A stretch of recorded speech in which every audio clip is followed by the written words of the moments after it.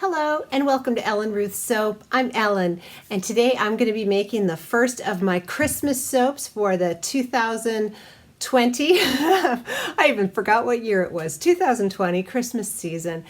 This is my first kickoff and the fragrance that I'm going to be using is Mistletoe from Wholesale Supplies Plus. And it's really nice and kind of green and Christmassy and just everything it should be. So for the colors that I'm going to use for my mistletoe is, I got this sample from Nurture Soap. It's Candy Apple Red. Is that pretty? I love it. So that's going to be a little wispy red swirl in this soap. And then for my green, I have this matte woodland green pigment from Wholesale Supplies Plus, which I thought these two colors together are going to be really pretty.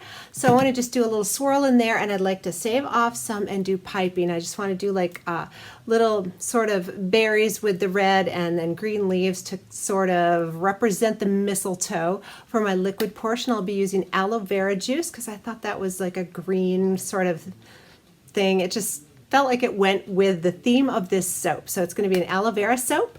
I'm going to get everything pulled together and get my hair pulled back, safety gear on, and let's kick off the holiday season early. It's in October right now, but got to think ahead when you're a soaper. Let's make some mistletoe soap. All right, so I'm getting everything prepped here for my mistletoe soap, and I thought I'd show you how I do my piping tips, get them all ready to go. So what you do is pick out your tip. This is going to be my little mistletoe leaves. It is a, I don't have my readers on, a Wilton 70 leaf tip. Anyway, I stuff it down into my piping bag and then sort of just guesstimate where I want to snip the end of my bag off so that, that's not enough. I want it just so that the bag comes right past the tip opening. So I don't know if you can see that, but it's right there. And I push the tip in nice and tight. I kind of squeeze, and then how I do it is I just twist multiple times so that no frosting will come through. Tip it up, and I just hold it like that. Sorry. So I have it twisted, and I just hold it, put my hand down in here, and open up the bag. And then it's all twisted, so when I pour my frosting in here, it's not going to leak out. It's all twisted up, and that is how I get my piping bags ready to load up. And when it's thick enough, you can pull the piping bag out and it won't drip out the end. But sometimes I have to put my frosting in here and it's a little liquidy, so I like to have it twisted up so it won't seep out through the tip. So that's just how I prep my piping bags. I'm going to finish getting everything pulled together and get my gloves on, and let's get moving forward with this soap. All right, I've got all the prep work done and we're ready to make soap now. So I have my fragrance in my oils already, and colloidal oats and kale and clay. That's what's going on in here. Over here I've got my aloe vera lye solution, which is aloe vera juice, tuss of silk fibers, and some sodium lactate. That's what's in here. And I'm going to hand stir to emulsion. The reason I put the fragrance in here is because I read all the reviews, and it says that it's well behaving, doesn't cause acceleration, and I felt comfortable doing that with the ingredients in the fragrant oil. So that's how I do it, to make sure it gets in everything evenly. But again, if you're not sure of your fragrant oil or essential oil, hold off until you get your colors. That's no big deal. This is just how I like to do it, for sort of, I guess, a cheater method, if you will, to just kind of get it all in there. This fragrance smells really good. I looked up the description, and it is pine or fir, woods, and pineapple, which is funny. I can't really pick out the pineapple necessarily, but it does have a sweet edge to it, which is really sweet. It's very kissable for mistletoe. I think that's perfect. So we have our kissable mistletoe. I'm just stirring to emulsion, and I'll split off for the colors. And I have my colors already dispersed in just a teeny bit of water in the jars here, just so they'll blend out nice and smooth. And let me tell you, this is the Candy Apple Red from Nurture Soap, and it was a little pinky looking, so I put in about a 1/4 teaspoon of matte Americana red oxide in there also, and that's from Wholesale Supplies Plus. just to sort of make it more red. I didn't want, I don't want fuchsia berries, I want red berries. That's what I'm going for. So it's looking good. I'm going to go ahead and split off here.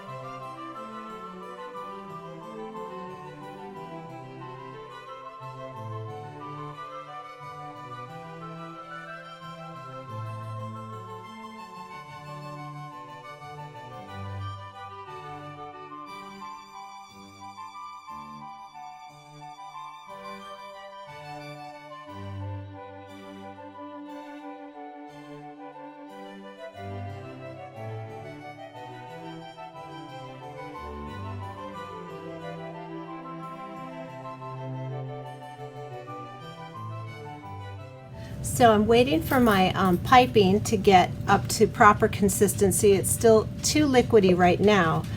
But what I'm going to do on here is I saved this from an Easter egg dyeing kit, and I got them on clearance afterwards.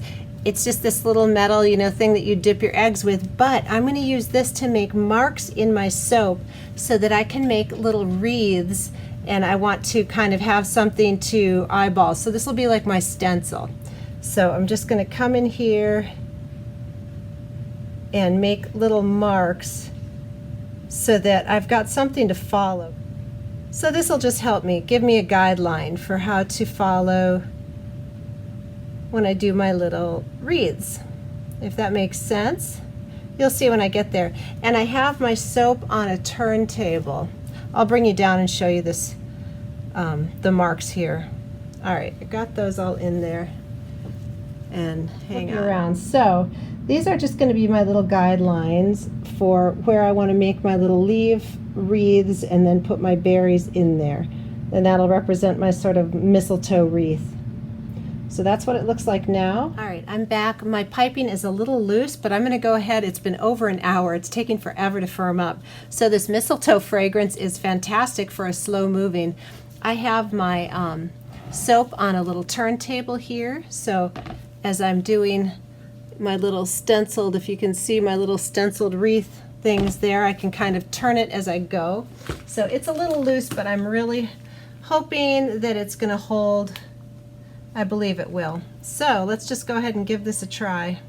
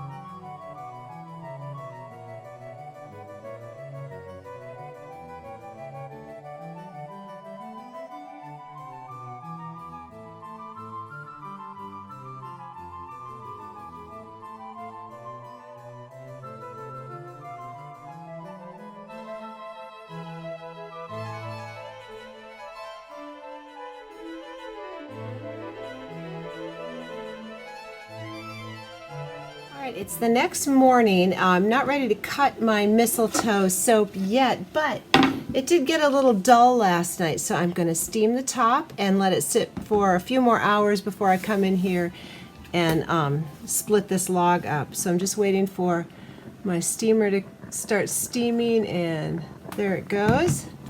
So I tip this up and take my little clothes steamer along, and it just brightens up the top and brings back a nice shiny gloss.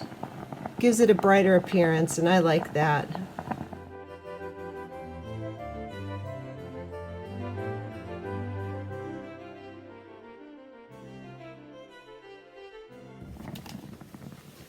And there we go. It's all shined up, and we'll let that dry and come back to cut.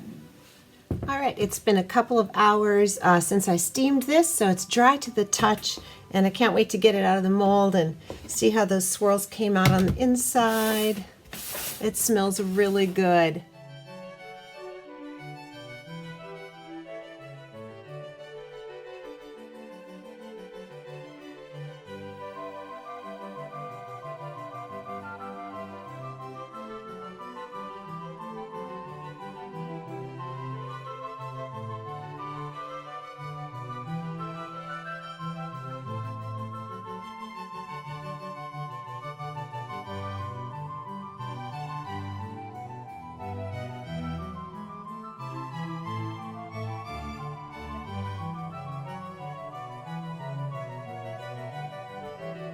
Alright, let's get into the middle of our mistletoe soaps here.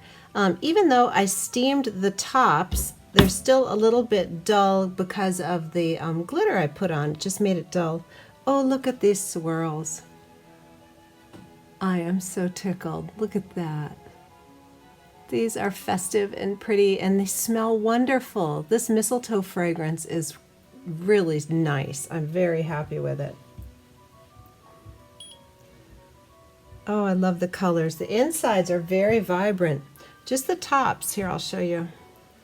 I like them. They're very kind of frosted looking, but the glitter that I used, even after I steamed, it just has sort of a frosted look to it. But I think it's kind of pretty, so hey, I'm not gonna be bummed about that at all.